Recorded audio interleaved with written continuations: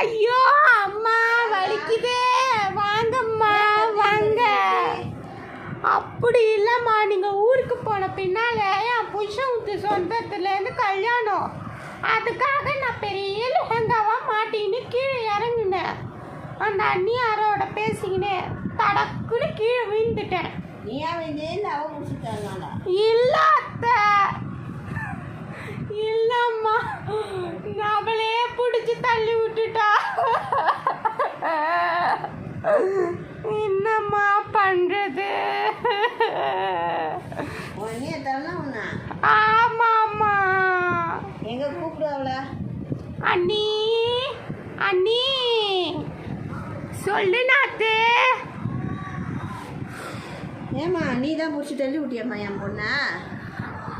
ஐயோ அத்தை, நான் ஏன் அத்தை அப்படி பண்ண போறேன்?